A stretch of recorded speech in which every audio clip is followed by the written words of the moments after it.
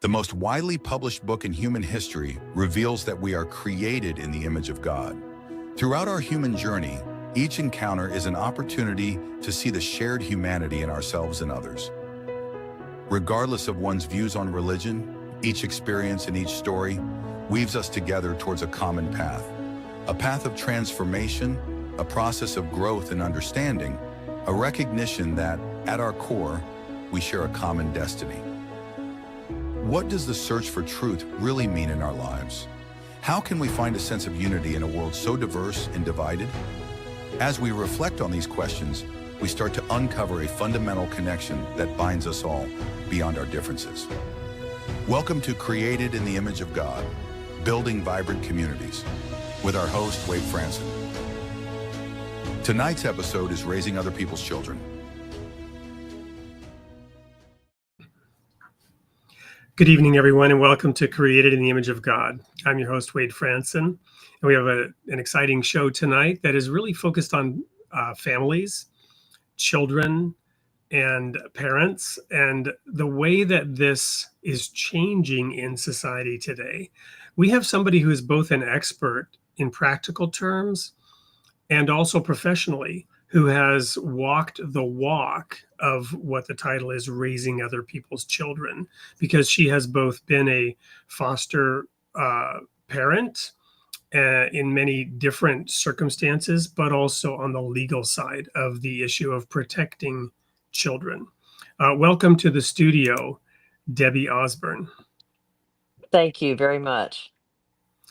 Now, we connected a few weeks ago, and I can't remember exactly what it was that was the initial, but I know that the fact that I come from a fractured family and have step sisters and some things that have been going on in my life made it very interesting for me to talk to you on a personal level. And I thought, well, this is really something that is worth sharing out with our audience and with our guests. So we always like to dive into the early childhood experiences and that, but let's start by talking about who you are now, both your credentials in terms of on the professional side as an attorney and what you've done there, but also just to give the audience a little bit of a sense of who you are today, and then we'll go back into how you got there. All right. I make my living as a lawyer. I am a litigator, trial lawyer, but I'm moving now into more advice. I have developed a niche working with youth organizations, and how I got here. Sort of, we'll back up and talk about how I got here, but it's sort of the culmination of a lot of volunteer work and prior jobs and things that I've done in my life that have given me a window into working with youth organizations and helping them. And so I'm working with them now on how to avoid litigation, how to set up strong policies that help them keep the kids safe that they're dealing with. And then in my personal life, I've never had biological children, but through foster parenting and being a step parent, I've collected 7 kids and 10 grandkids. So that's I joke that I make my living as a lawyer, but what I do is raise other people's children. Well, we're going to get into that a lot more deeply, but first let's talk about you as a child, right? So where do you hail from? Where were your parents? What were they doing when you were but a glimmer in their eye kind of thing? And then what were the early childhood experiences that you had? Well, I grew up in North Georgia, Deliverance Country, if anyone has ever seen that movie. So it's up in the northeast corner of the state, very close to South Carolina and North Carolina, up in the Georgia mountains there. My parents they both grew up in the area. My mom grew up in Athens, which is a college town. Her parents were mill workers there in the town. My dad grew up on a farm in North Georgia. My My mom was she was the city mouse because of coming from Athens. And so my brother and sister and I'm the oldest child.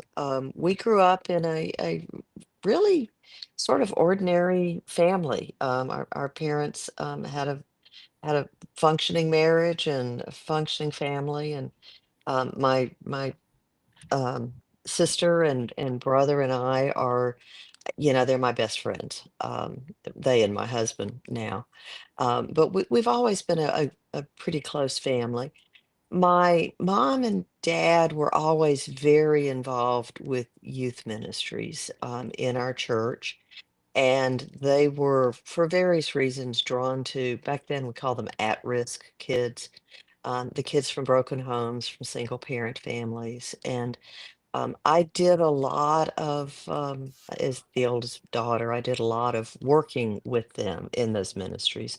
Actually, all three of us did, my brother and my sister and I. And so that's where I sort of learned about the problems that kids were facing in society. And my mom and dad both worked in the correctional system. I joke that I grew up going in and out of juvenile detention centers as a child because I would visit mom and dad there. And then when I graduated from college, it was sort of a natural extension to go into the juvenile justice system. I didn't work in the detention centers, but I worked as a caseworker in juvenile court after college.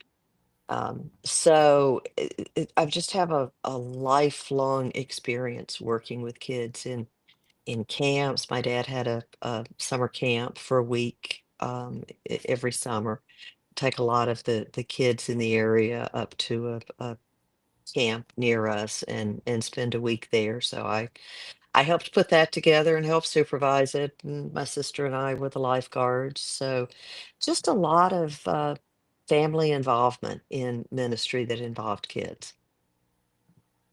So is it, not to oversimplify, but is it fair to say, you kind of, you're following in the family business, but you're taking it to a new level in that you probably saw there were probably maybe some close calls, or maybe actually some of your family members got caught in a situation like we did last summer. We've been running a summer camp program, Hillcrest Orchard Camp, and so situation came up where we became exposed to a legal complaint that was, in our view, completely unwarranted, right? Right. Yeah. um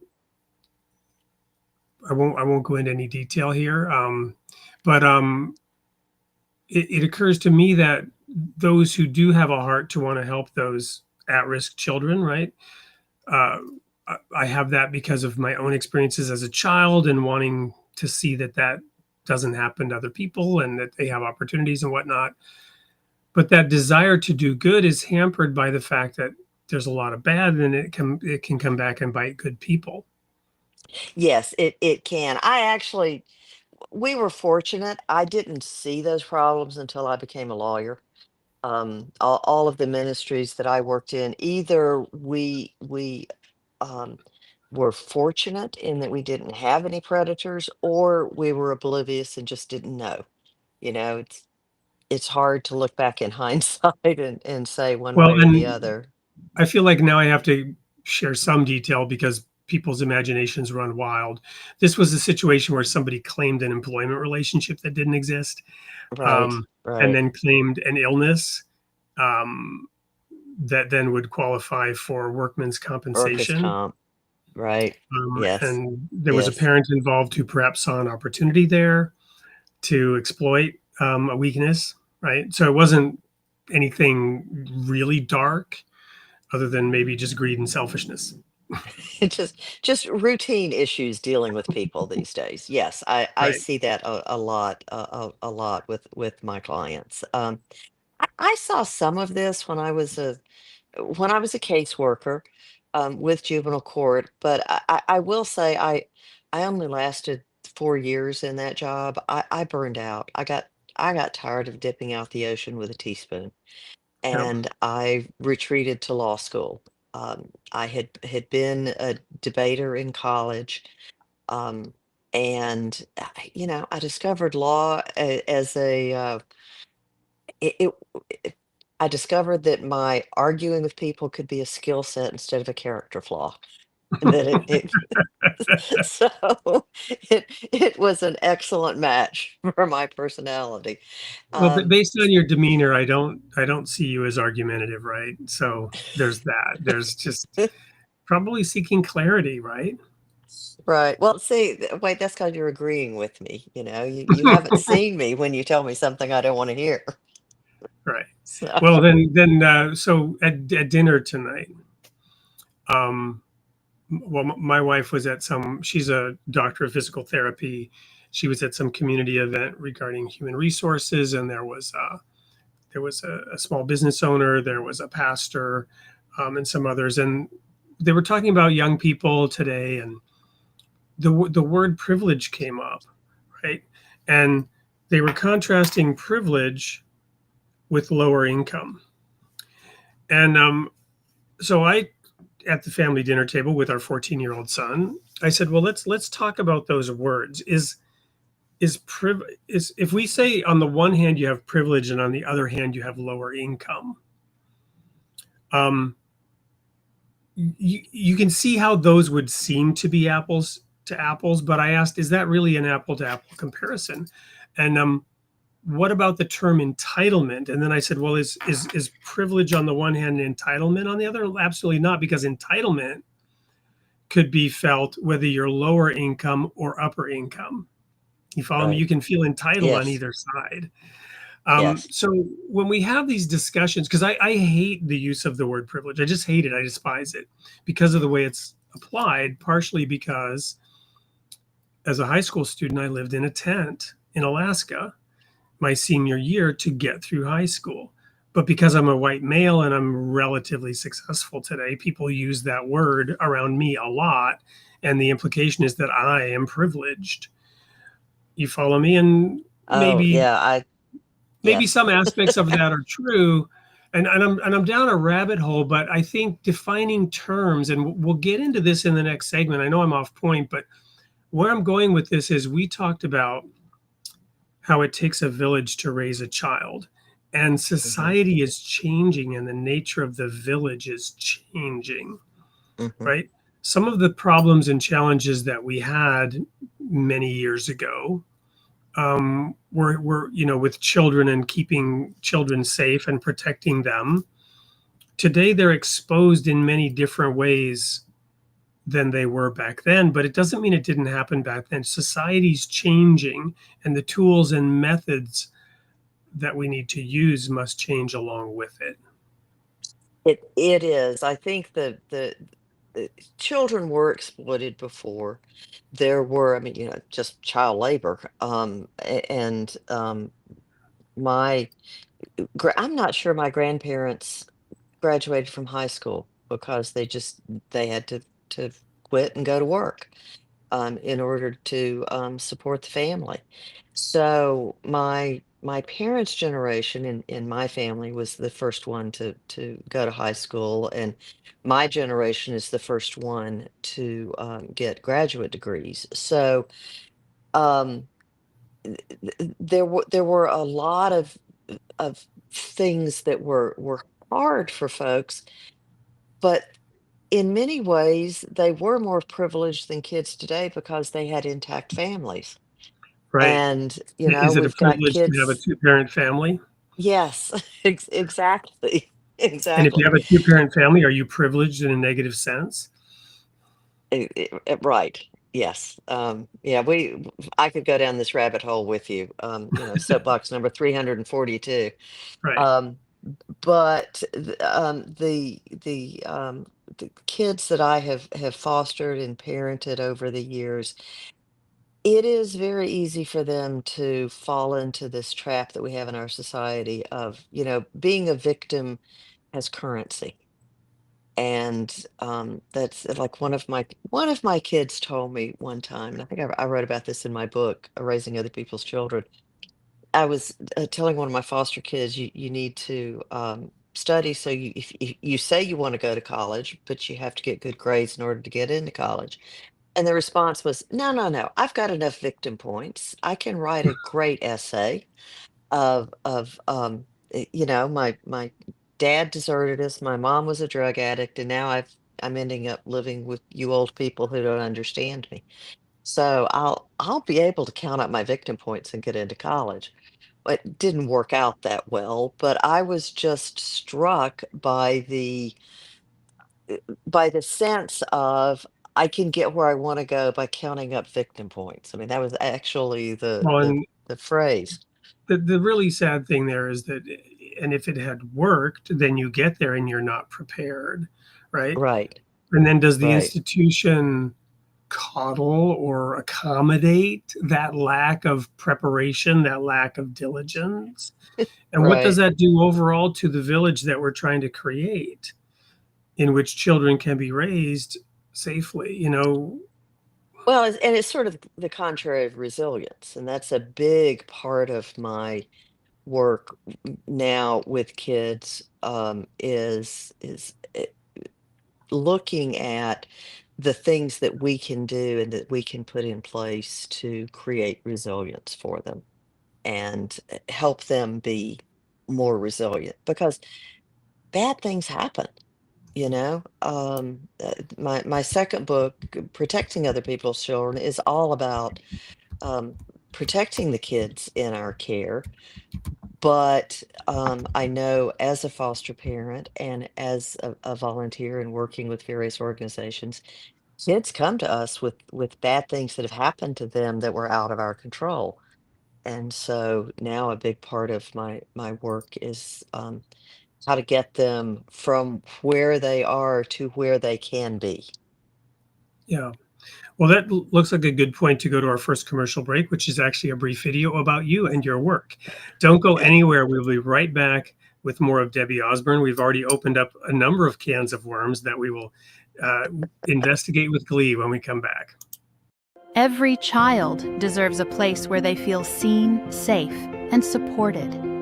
Those who guide children also carry the responsibility to protect them. Written by two legal experts with over 60 years of experience, this essential resource helps organizations build strong child protection policies, recognize risks, train the right people, and respond when it matters most. From schools to churches to mentoring programs, this is a blueprint for real protection, made practical, sustainable, and clear. Protecting Other People's Children. A powerful tool for those who choose to care. Available now at Amazon. Welcome back to Creating the Image of God. I mean, that ad says it all as to why we have you on this show. We are reaching out. We have many pastors and religious folks in our audience. This is a bit different of a topic than what we often have on the show. But it's necessary, right? I remember in the corporate world, we had this safety training guy come in. He's a former firefighter, Yeah, yeah, and his thing was predictable, preventable, predictable, preventable. If it's predictable, it's preventable. Right? If it's predictable, it's preventable, right? incredible. So sadly, some of these things are predictable, and you're saying they are preventable. But unfortunately, the problem is we don't often know that it's predictable. It should have been predictable that somebody's going to take this little benefit that we had, which is we gave a little bit of a stipend to help cover some of the expenses that our volunteers would Right. have. And that was turned into somehow an employment relationship when there was, and Been there. no good Had deed that goes fight. unpunished, right? So I should have known. We should have known that exposure was not something we wanted to take on with our little program, and it was predictable, but we didn't predict it because we were ignorant. Right. Right. Yeah. And it happens a lot. I'll give you an example to come into an example that I see often. One of the most important things, according to the studies, in helping kids be resilient, the factor that shows up first and second in study after study after study, is having a mentor, which is a trusted adult outside the family that invests in this child. And so, as foster parents, I like to say we can be that mentor. Step parents, I'm not my, as I have said to my kids a lot, I'm not your mother, but you are my children. So we can be that trusted adult.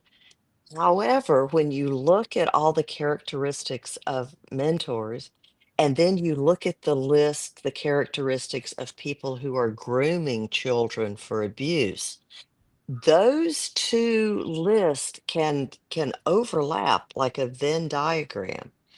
And so you have to understand the characteristics that make grooming unique and different from mentoring in order to protect the kids in your program, because we want to encourage mentoring. We want to encourage relationships with good adults. Um, but then we also have to be aware and watch for the things that make it dangerous for kids. So that's an example of um, well-meaning people. And understand, I love, one of the reasons I love working with youth organizations and foster parents and all of these other folks is because they really are wonderful people. They are much nicer than I am. They are much nicer than any of the lawyers I work with, and I just love working with them. But their very heart and caring can be used against them because they just don't understand how bad people think. Right. Yep. So, tell us a little bit about the personal side. I'm seeing some of the chat questions come in here. Tell us a little bit about, maybe the lessons learned about being that foster parent and the dynamic of modern families. Okay. Well, one of the things you have to understand with raising other people's children, I start my book off with this, is from the kid's perspective, we are not the people who are supposed to be in their lives. Kids have a basic desire, it's almost primal, very subconscious desire to have their biological family together. And so, no matter how wonderful we are, no matter how much we love them, no matter how much they bond with us, um, they would still, there's a story I tell often of after my marriage, my husband's ex-wife filed for custody of, my husband had custody of the two youngest kids. And she filed for custody, and we were talking to the youngest kid, trying to get his sense of did he want to move or not. And he wasn't saying anything. He wasn't going to say anything that sounded like he was taking sides. And we didn't want him to take sides. We just didn't want Right. to waste a lot of money on something that he didn't want. So my husband finally asked him, said, let me ask it this way. If you had a magic wand, what would your life look like? And he didn't hesitate. He said, well, if I had a magic wand, you and mom would be back together. Right. And there was this pause, and then he looked over at me and he said, no insult, Debbie, you and the dogs would be right next door. And How so old was now he at that time? he was 12. And so, I mean, and understand, we had bonded. We were really Yeah. close. And I didn't take it personally. I Right. understood that if he had his way in his world, I would be the nice neighbor lady next door with the dogs who fed him cookies, and Yeah. or the Sunday school teacher or something. I would still be in his life, but he has a mom, and so that was um, understanding that. Fortunately, I was a foster parent before I was a step parent, so I had worked through kids saying, "I hate you. You're not my mom," and Yeah. and responding and saying, I know I'm not your mom, and I'm sorry your mom's not here, and I'm Yeah. here and I love you, and it's time to do the dishes and go to school. You know? You So think your mom wouldn't make you do that? that's right. That's right. Exactly. So, um, But in our fantasy, right, we do, right, right. right, and We do kids that, are and it just for whatever reason, marriages break up, blended families are reformed, kids end up in foster care, and it's an imperfect world, and we have to help them through that, and there's a lot of principles of I've learned with raising other people's children that my job is to help support the biological relationship, as much as I always made sure my kids had Mother's Day cards for their mom and birthday cards and all of those kind of things. Because that biological relationship is important, and I learned to support it in all the safe ways that I could, and that were allowed by the court plans. Sometimes with foster care, you don't have a lot of choices. Um, so there's just a lot of principles with that, and helping kids through, and we learn to make a one-way commitment to these kids. We understand they are not going to understand our sacrifice. They are not going to uh, they're kids. They're not going to be grateful, you know. Um, so we have to make that one-way commitment, and we have to have boundaries. So one of the I things that we do in our family is we have thankful at dinner, at every meal. We have oh, you're thankful. We right. go around and you have to say one thing that you're thankful for. And it's like pulling teeth, right? And we keep Oh yeah, modeling the kinds of things, right, that we like to hear. Like, I'm thankful that, Caleb helped with the such and such today, right?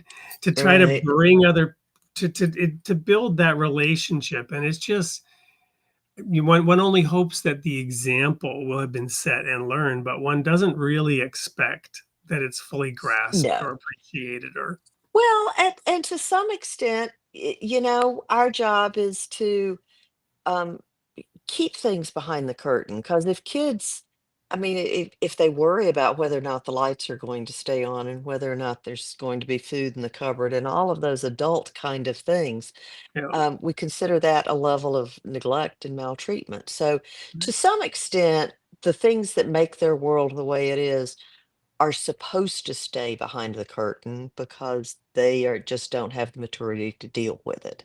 And they're not going to be grateful for things until they're having to provide them to their children. Then they understand what we have done just because of life experience. And it's awfully hard with kids when you're stepping into the middle of their story and into their history of things that you weren't there for and didn't have any responsibility for. And sometimes the trauma is too deep. I spent a couple of decades. I really have kind of lost track of how many kids I fostered temporarily. I did a lot of emergency placements. I did a lot of respite care. I had a lot of short-term placements. I had two long-term placements, and then um, married a man with 5 kids. Although three of the kids were adults by the time I married him. So it wasn't quite as scary as it seems. Um, and so, those are the 7 kids that we claim, and the relationship is really good with 5 of them. The other 2, they kind of come and go,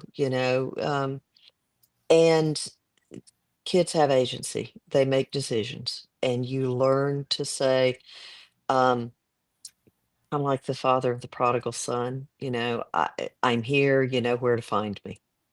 Right. So Well, I was thinking, it's funny. I was just thinking about the prodigal son because last week we had a woman on that's really her focus.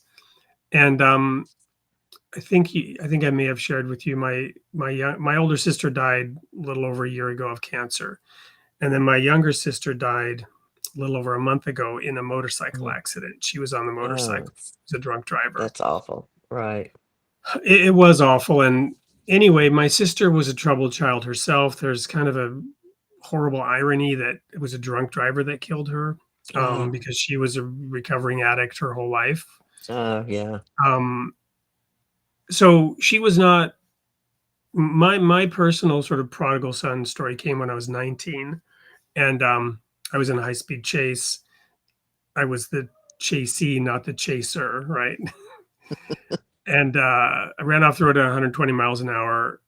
Should have died, completely unharmed. Was in jail briefly, got out. Um, that's when I realized God was the prodigal father, because Mhm. I was a long way off. I wasn't being a good boy in that Right. high speed chase. Right. And yet Right. God's love was shown in the physical saving grace of when I really clearly should have died, was Mhm. completely unharmed. Well, here, my sister, I know that in the last few seconds of her life, her thoughts were of God as she Mhm. saw what was, how fast your mind can go in a Right. circumstance like that. Yes. As she realized what was happening in that oh crap moment, I'm sure she was crying out to God in that moment. And that's when the prodigal father, the image of the father, this is going to bring tears to my eyes. The image of the father rushing towards her in that instant, Mhm.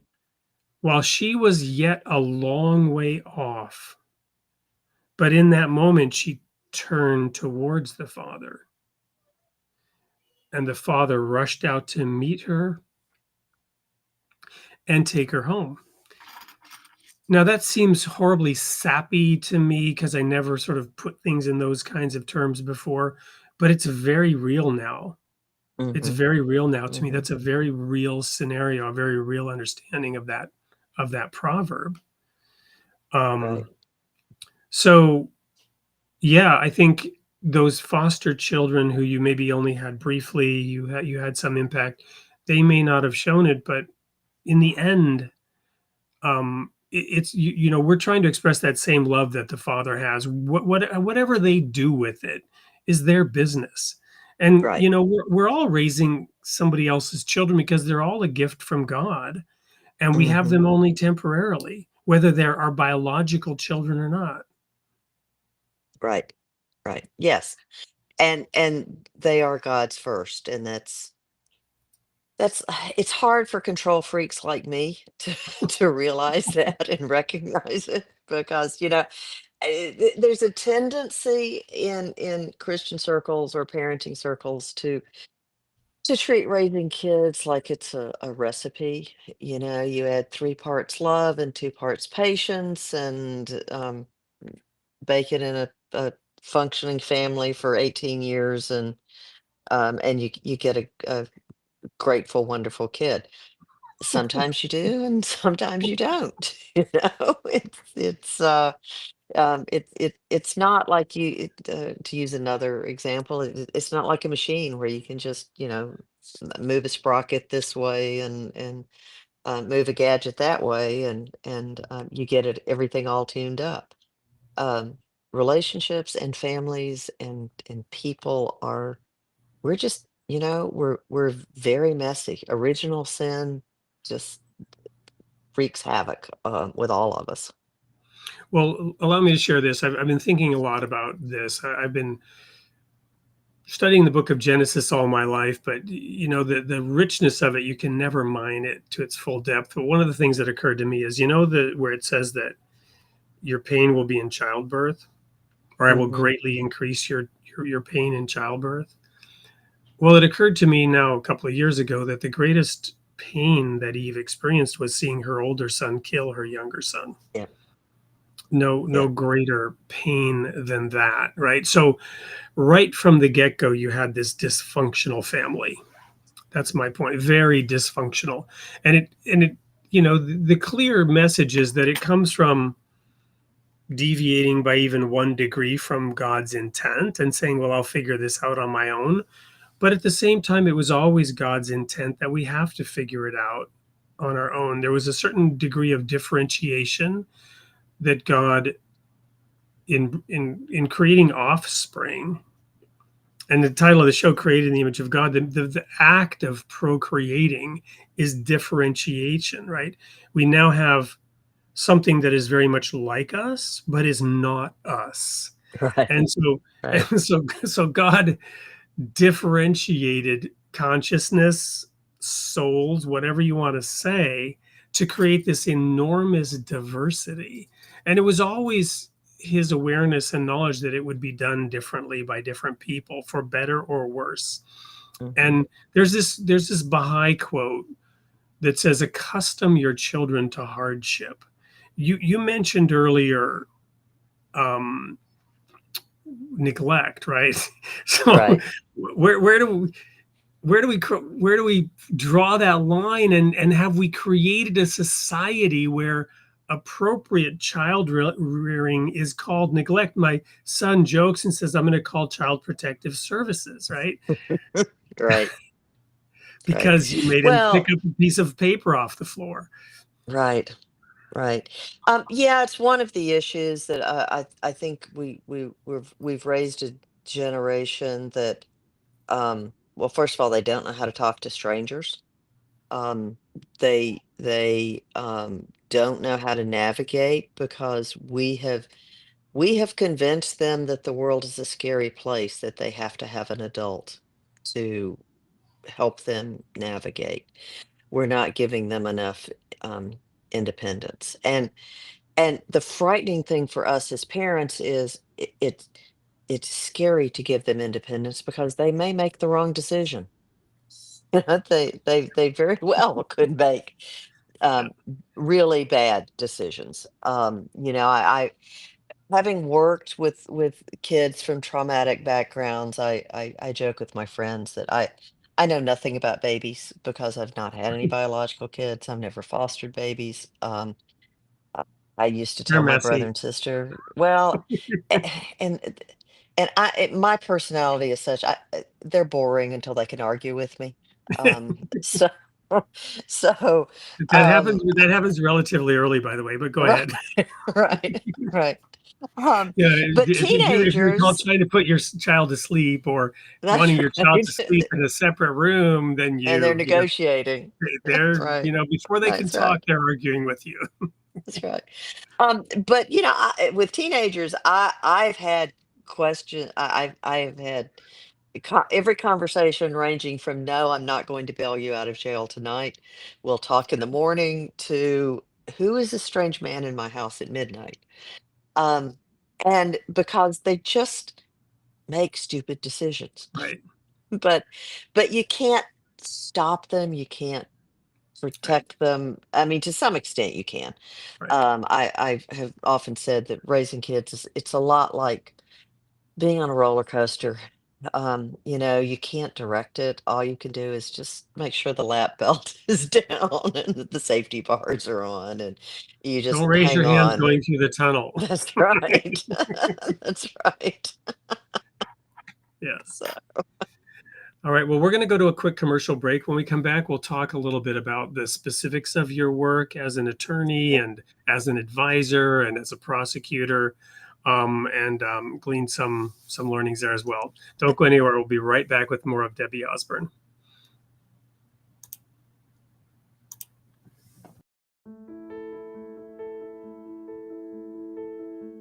Middle Tree got started by a group of educators who wanted to see education done in a different way. Socioeconomic status is the primary factor in whether a person is admitted to college at present. And we think that that is simply, unfair. And so our mission is to work against that by allowing people from less privileged backgrounds access to the tools that people from more privileged backgrounds are able to have.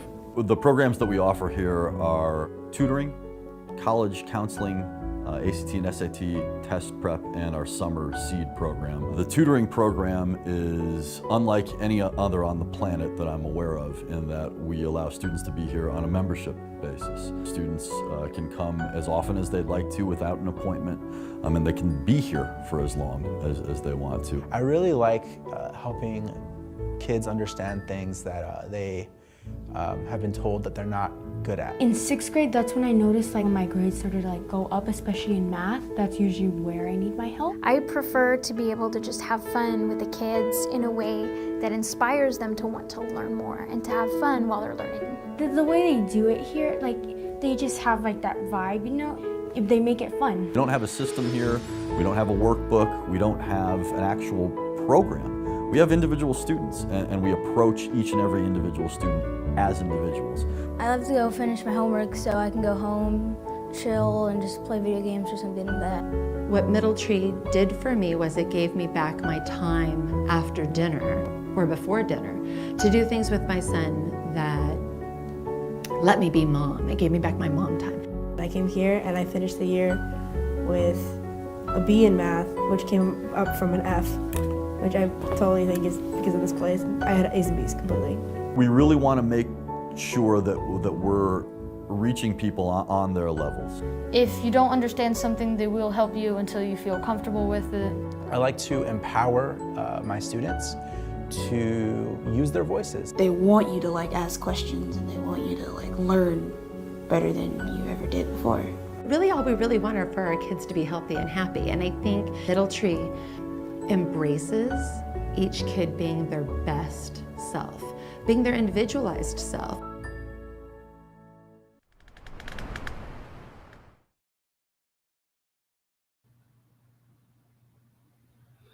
Obviously, a great organization. We've had the founder, Joe Atman, on our show.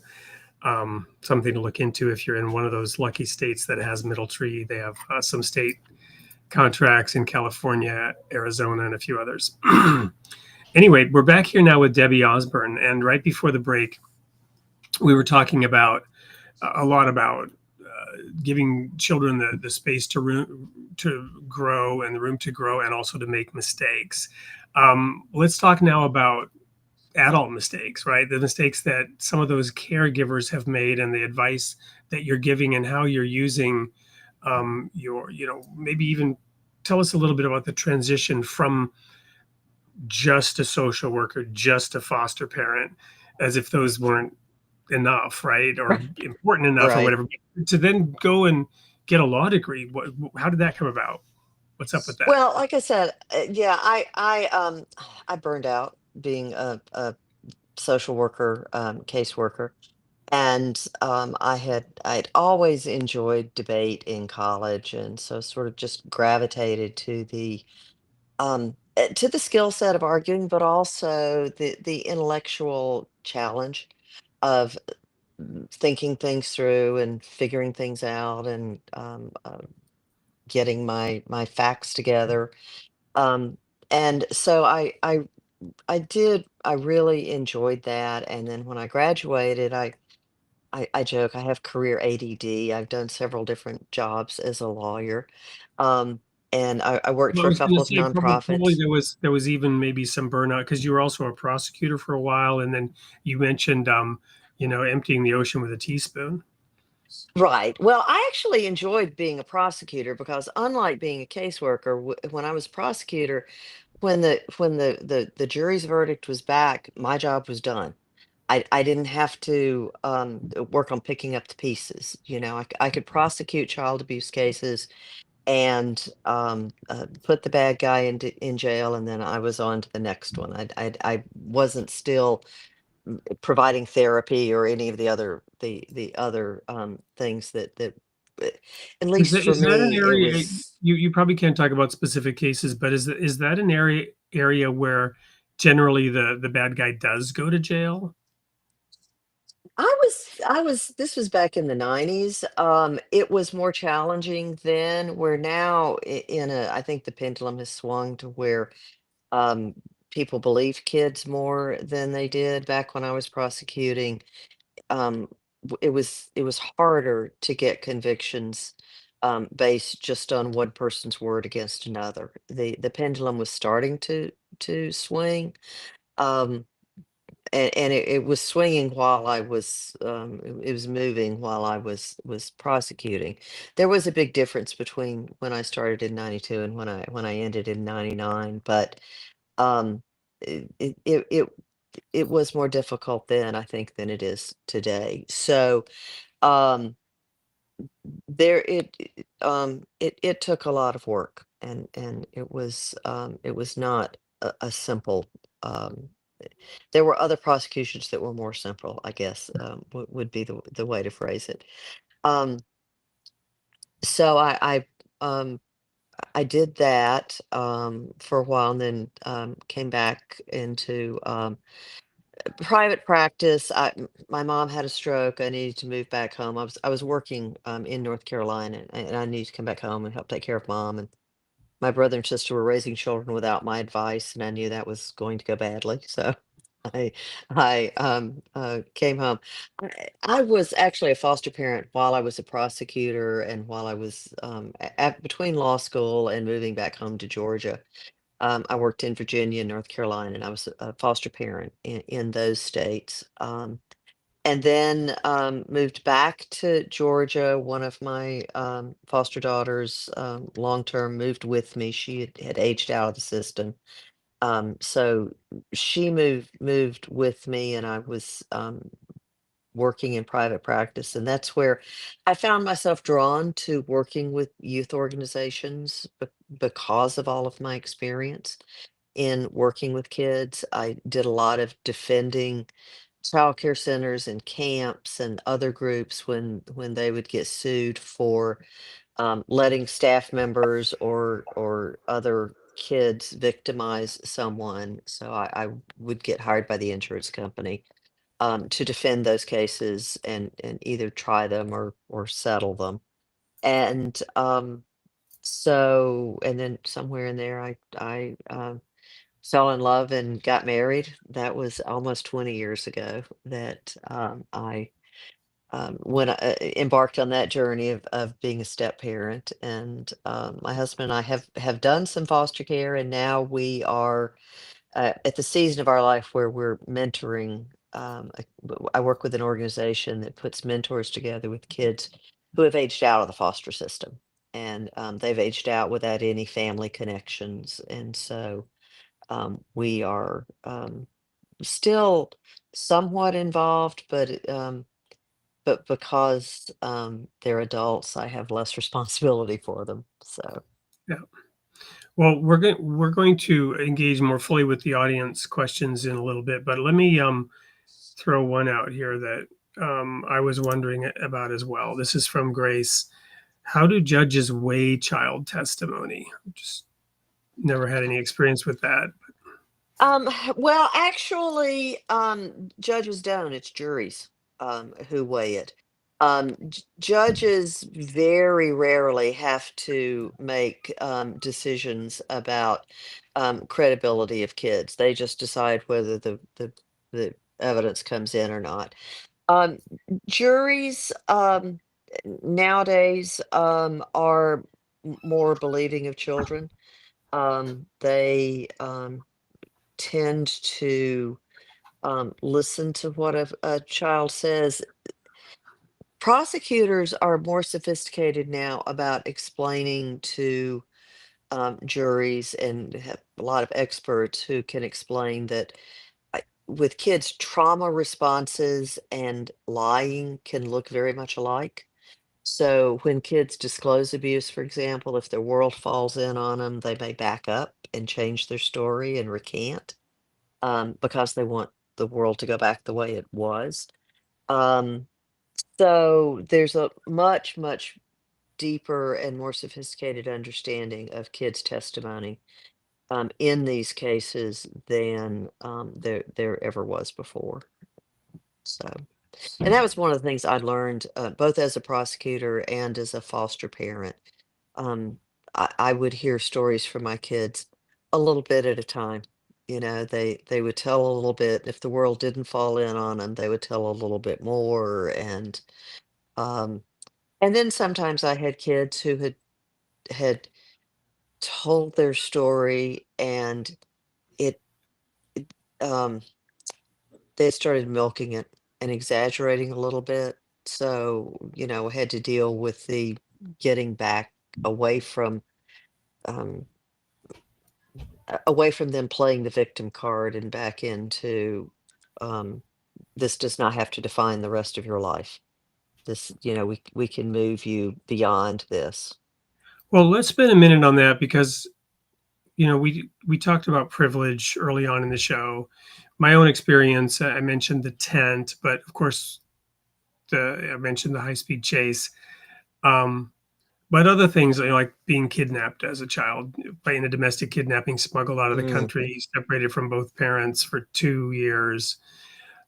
Case went to the Supreme Court of Sweden. But there was neglect. There was an alcoholic mother. There was that loss. A whole lot of things that led me to have a little bit of a victim complex. Oh Because yeah. guess what? I Yeah. was a victim compared Mhm. to, the slow unfolding train wreck. This is one of the most horrifying moments in my life, right? So, we've been separated from from my mother for 2.5 years. Mom won custody back at the Supreme Court level of Sweden by convincing the judge that we would have a better two-parent family with her because she paraded this guy she met in a bar who was her new husband. And she managed to stay sober, for a week or whatever. Mm. But she started drinking on the plane ride home. And so when she picked us up in Sweden, we vacationed in England for, 3 or 4 days on the way home. And that's when their sham marriage already began to fall apart.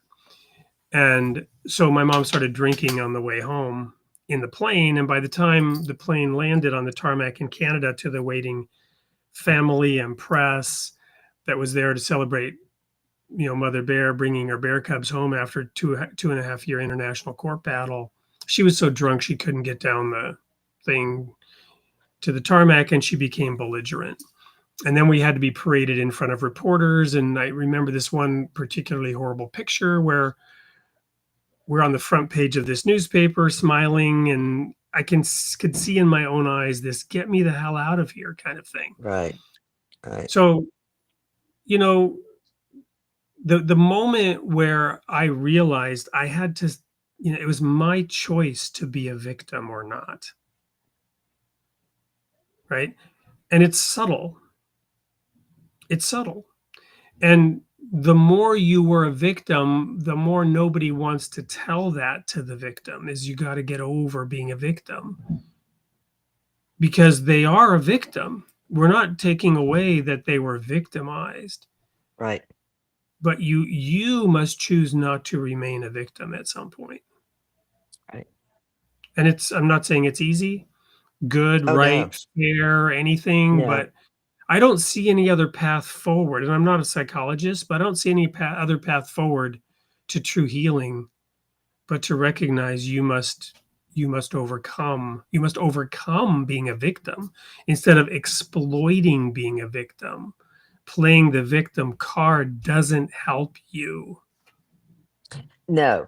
And that's one of the biggest problems with it from my perspective is it leaves my kids mired in their victimhood and doesn't help them out of it. And it's hard enough to get beyond being a victim, even with encouragement and help and support. So the last thing they need is encouragement to stay where they are, Right. and to But isn't explore there a their lot of victimhood. enablement? Isn't there a lot of people who want to exploit victims? Oh yeah, yeah. So isn't it sick actually that victims are being exploited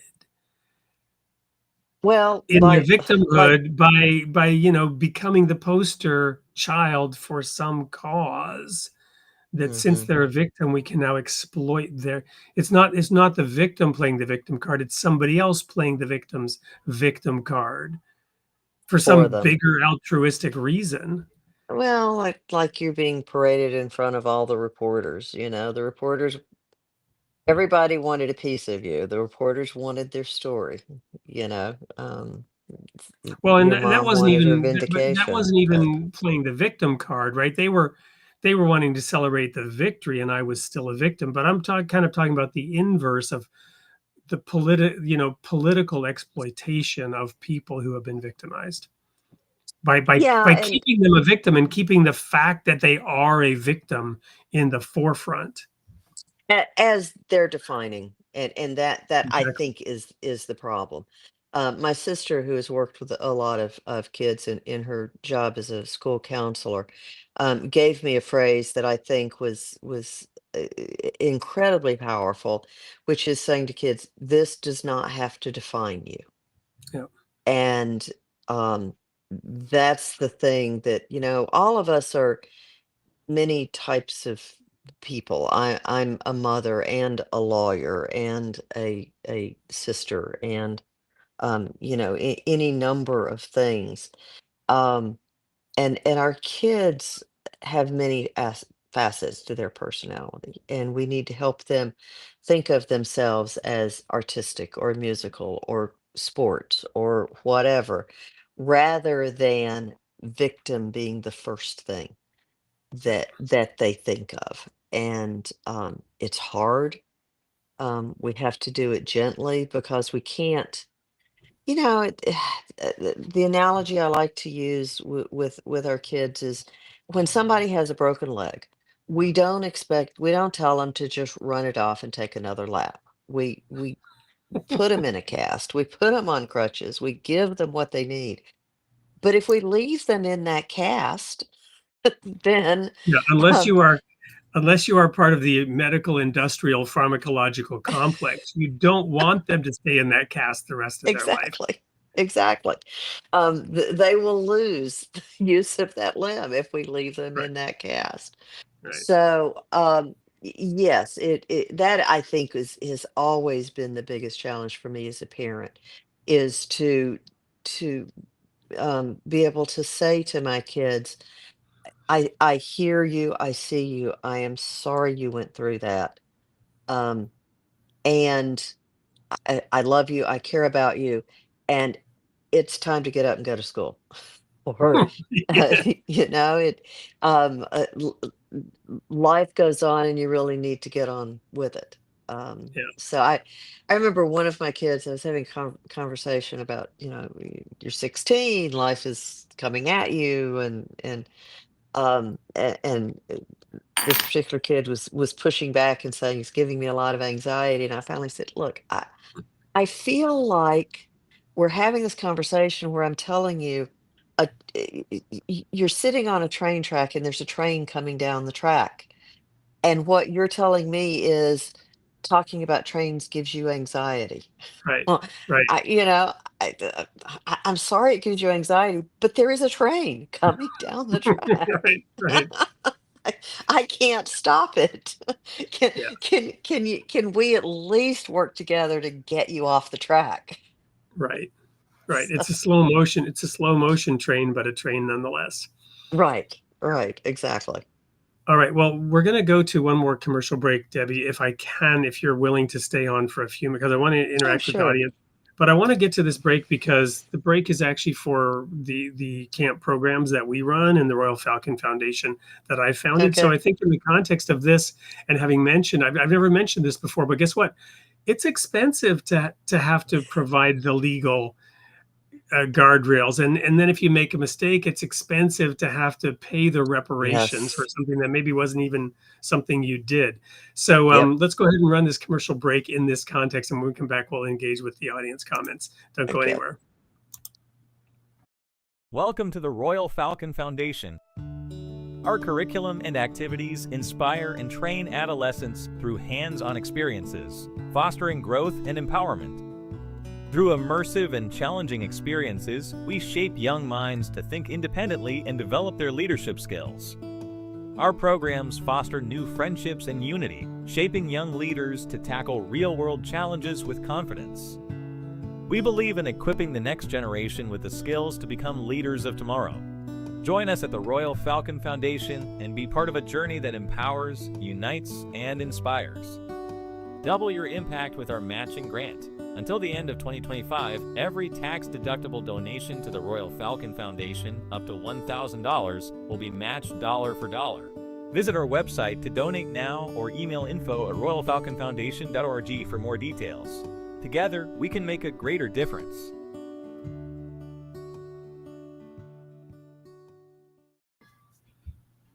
One of the learnings coming out of that experience we had was moving away from week-long camps with overnights to day camps. Simple, necessary, given the circumstances. Avoids a whole, predictable, preventable, right? We never had any real issues or real problems, but the fact that we had that one little one around the workman's comp issue was enough to say the last thing we want is to expose ourselves. So we've got a program called Soul Seeds, in which we do raised bed gardens. We build raised bed gardens, and that helps ground these young people and build a community around the idea that you have to care for these plants, and you're learning about sustainability and et cetera, et cetera. Anyway, so before we move on to the audience comments, what did we forget to cover? What do you want to typically share from your experiences, either as a parent of other people's children's, or an author, an advocate, and an influencer, and an educator?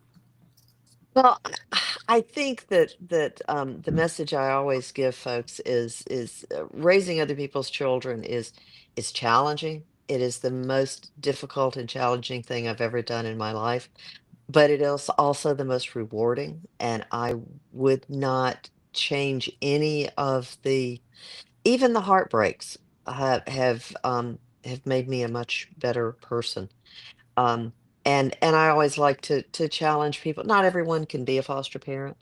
I think there's a role for the church in supporting foster families because it does take a village. No one can handle traumatized kids by themselves. They have to be part of a network. And I think so. Yeah. Sorry to jump in here, but social services, government programs, necessary in today's world, but I don't think they take the place of volunteer efforts, right? People that genuinely cannot love a child, right? Yeah, but the problem is volunteers are, don't have necessarily the resources for all the legal and all the issues and challenges and threats of, no good deed goes unpunished, it seems, these days. Right. No, I firmly agree. And so you need to band together in order to make that happen. One of the things that I hear people say all the time about our child welfare system is that it's broken because it doesn't do a good job taking care of people. And my response is, no, it's not broken. It does what systems do. Systems protect themselves. And so it protects itself. And sometimes kids get lost in the process. That is so profound, right? We also, it's self-preservation, and when it gets applied to a soulless system, there's no awareness. Right. There's no possibility of awareness that that's what's happening. Right. I in my profession, there's a licensing agency that I do a lot of work with, and I say to them from time to time, you are wonderful, genuine, caring people who get together and collectively do evil things to my clients. It's just the alchemy of bureaucracy. I can't explain it, but so there is a room for folks to come around and support and help a lot of fractured families and a lot of kids. So that's always my challenge. Is there's a place to help and to be part of that network. And look, if a left-thinking, empathy-challenged lawyer can be a foster parent, then anybody can do it. Amen. So a number of the questions here, I think you've answered, how many children have you raised? Well, there's a huge variety there, right? There are some that you raised over a longer period of time. Right. Many perhaps you can't even count if you didn't keep a log of the I different didn't keep short-term. track. Yeah. I was in a short-term orphanage interim home kind of thing. And, there were kids coming and going in the 3 months I was there. Hmm. And it was in a family home, right? Right, right. So there are 7 kids that I claim as part of the family, 2 long-term foster kids, and then my husband's 5 kids. Another question from Higgins here. Troubled kids. Did you ever get them to turn around? Is there maybe one little story or vignette you want to share? Oh, yeah. I've seen kids do amazing things, and I don't know that I ever got them to turn around. I'm not sure that I deserve any of the praise for it. I just gave them a safe place to grow up and explore. One of my foster daughters she finished her master's degree while she was pregnant with her second child, and I think actually she finished it with a newborn. Um, and she's just done amazing things. And she was highly at risk, but came from a very fractured family, into the system, kind of bounced around, and she's just so I've seen kids just really do amazing things. I've got some friends who came through the system. One of my good friends who works with us on some of the online courses we have. She's an alumnus of the foster care system, and now is a foster parent and a therapist. So um, people have amazing depths of resiliency if we can just figure out how to tap into it. Thank you. Here's another question from Grace, actually, and I want to dig into this because I think you mentioned in passing, maybe anecdotally or even as a joke, about the original sin. But what I want to dig into here is your personal religious views in the context of being an attorney and a social worker, and in a country where there's been, culture wars around the role of religion, the legality of religion in state affairs and all this. How do you navigate that, and what's your take on that issue? Well, my personal religious beliefs, I guess, conservative Protestant is probably the best way to describe it without getting into a lot of detail. I'm Bapto Presbyterian, married an Anglican to discuss denominations. Um, but I actually have done work. One of my nonprofit stints was doing some religious freedom work. So I'm very strong on the First Amendment, free speech, and the ability to say what you want. I'm really highly opposed to the whole cancel culture on left or right. I think our um, speech protections are incredibly important for a democracy, and I think that, religious people, um, I've often said that our society treats religion sort of like they do people having exotic animals as pets, which is if you take it out in public, make sure you keep it on a leash and that it's well behaved. Um, and I'm too much of a free speech purist to believe that only well-behaved people deserve protection. I, Yeah. I like Well, yeah. the If I may throw in an analogy here, yeah. because you mentioned earlier the uh, oh, what was it? Um, go ahead. Sorry, it'll come back to me.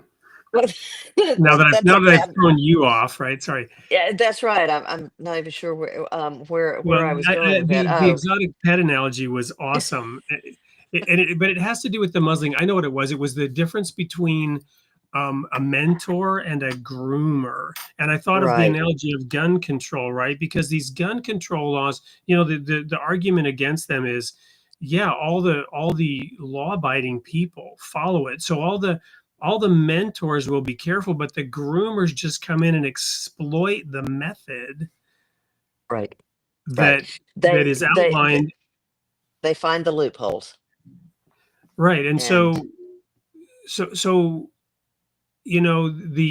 the religious people, if the rules begin to be set up that you got to keep that pet on a leash, you know the religious people are doing that even while those with opposing ideas get more and more loud. right, right. And we have to be out um, in the culture if we're going to you know, it- Christ said, "Be salt and light."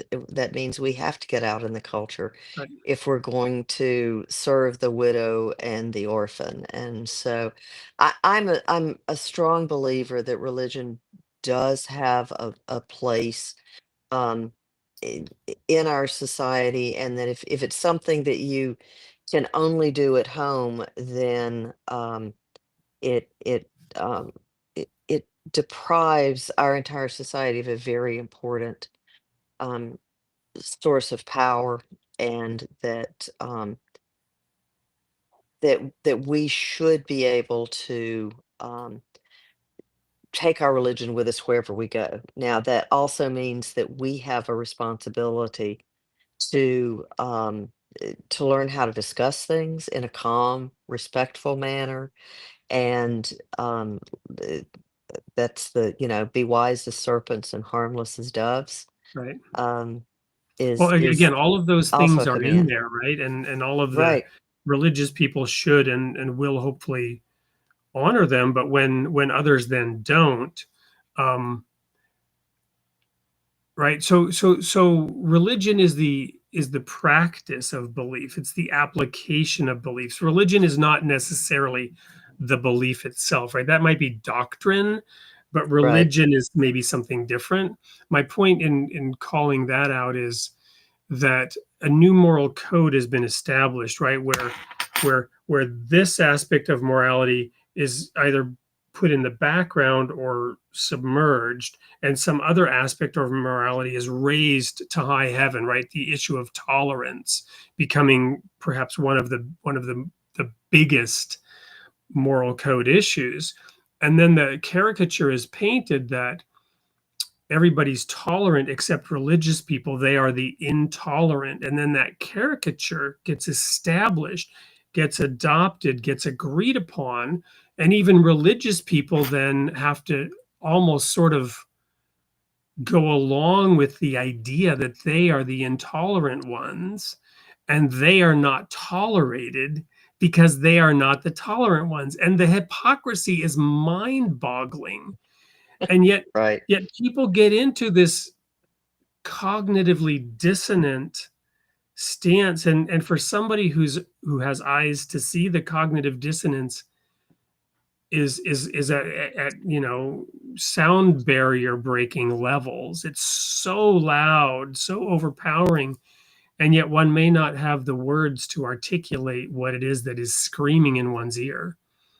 Yeah, and we find ourselves going to one of two extremes of one is apologizing for our beliefs and becoming timid about it because we don't want to offend people. And the other extreme is we don't really care about offending people and we become very belligerent about it. I don't think either one is effective. You Well, just simple statements that used to be for which statements that are not in any way wrong and it used to be acceptable, like hate the sin, love the sinner, right? Love the sin, Love the sinner, hate the sin. But even the idea of a sinner, right? You can't have the idea of a sinner today. No. The problem No. in that statement is the word sinner, even though there's Right. nothing wrong with the statement, because objectively there is such a thing as sin, if you will. We can define it as missing the mark, right? Failing to do the right thing. Objectively, there is something called sin. Now, maybe there's baggage with the word, but still, the statement, love the sinner, hate the sin, I still believe that's true. Well, I think that's what God calls us to. But you're right. Sin is very charged. I have learned, particularly with younger generation, when we're talking about things in the Bible, rather than saying, well, God says this is a sin, because they don't hear anything I say Right. after that. I say, well, actually the Bible is sort of an owner's manual. It's the manufacturer's recommended procedures. It's the book by the manufacturer of the world of how things work best and how you will be happiest and how you can live your best life. It's sort of saying the same thing, but it comes in on a different wavelength for that generation. Oh, absolutely. One has to adapt the language for sure. Anyway, Debbie, what else in the last minutes you want to leave the audience with? What, how should they get in touch with you or your books? If Well, you want them to. Yeah, they can go to debbieausburn.com, or just go to Amazon, Raising Other People's Children or Protecting Other People's Children. I'm just putting it in the chat here. Yep. It may require www.debbieausburn.com. I keep trying to get my domain host to make it agnostic on the www, but I haven't. Well, if you Google succeeded it, in it'll that come up, yet. right? Right. Yep, it will. Exactly. So, Debbie, it's been an absolute pleasure. I've learned a lot. I know the audience has. You're incredibly well-spoken, gracious. One last audience comment from Leah. Debbie is a calm speaker, but it's a good calm. It's a good calm, and I guess in this kind of space, it's an important calm. It's a healthy calm. Well, you learn to let kids bounce off of you, and that is there's a lot of stories that have gotten me to that level of serenity. Some you can tell, and some you can't. They're in my book. Wonderful. Well, there's a lot more of Debbie then in protecting other children, other people's children, or raising other people's children. So thank you, Debbie, for being on the show. I have about one task left, and that's to share this sneak peek of next week's show with our audience. If you aren't in a rush, I'd love to just chat with you for a minute afterwards. You can stick around. Otherwise, I can reach out later if you have to go. But for the audience, we're now signing off. Please do, though, stick around. We've got an amazing guest coming next week as well. Until then, may God be with you.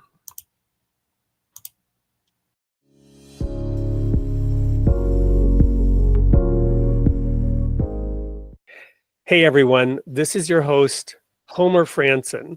Actually, Wade Franson, but I have a yellowish skin color here because we're doing a special Holy Day episode about a very unique little gem created by Brian Rossman.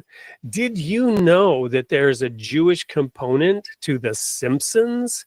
Well, there is, and we're going to have a special Holy Day episode talking about that with Brian, who is the founder of the Homer Calendar, now in its 26th year. Welcome to the studio, Brian. Thanks so much, Wade. I'm really looking forward to our discussion. So what is the Homer Calendar? So it's a guide to the counting of the Omer, which is a Jewish observance between Passover and the Feast of Weeks, Shavuot in Hebrew. There's a biblical ordinance to count the 49 days, the 7 weeks leading up to the between the holidays, people may be familiar with Pentecost, which is based on the same idea. So that's called counting the Omer, but I do it as counting the Homer, as in Homer Simpson. So it's a joke about the Simpsons TV show. It's probably one joke taken way too far, but it's all about Jewish content on the Simpsons show, and having Homer Simpson sort of be part of this observance. Well, and I have it up on my screen here, and it's all yellow, and it's wonderful. That's what's giving me this Homer Simpson-esque skin tone in that light. And this year, given the confluence of different calendars, the Hebrew calendar, it just so happens that Shavuot, the Feast of Weeks, is happening on the eve of the 1st and 2nd of June, which are the twin birthdays of my sister and I, and it has a special significance to me. Who knows in the divine comedy of things how this convergence happens? But I am honored to have connected with you, to go deep into the geekiness of what the counting of Omer is and the humor of the Simpsons and that Jewish element. So where does this, you were in Israel when you began realizing there was a connection here, and watching it with your children. Just tell us a little bit about that time in the early to mid 90s. Well, we were living in Israel with my wife, who was there she's a rabbi. She was there for an educational fellowship. And I was looking for some American culture to show my daughter, who was then 5 years old and 6 years old those years. And The Simpsons was on Israeli TV in English. It was a way to expose her to some English, and it was funny, and we would laugh and laugh together. And it was helpful for my Hebrew. And then years later, I heard about this joke, counting the Homer, and it just flashed on me. I could create a website, and I was a little geeky about creating websites in those years too. And so I did it for myself. It's a joke for myself, but lots of people have loved it over the decades. And so I keep doing it year after year.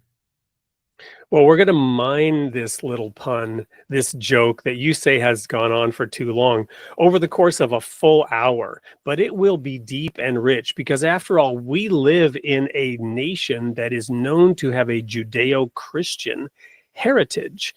And so these connections and the way that this is integrated into the Simpsons TV show, the longest running cartoon show in history, we will be diving deep into the implications of all of this in the Created in the Image of God show, Building Vibrant Communities. You are not going to want to miss the special Holy Day episode of Created in the Image of God with Brian Rossman. We'll see you there.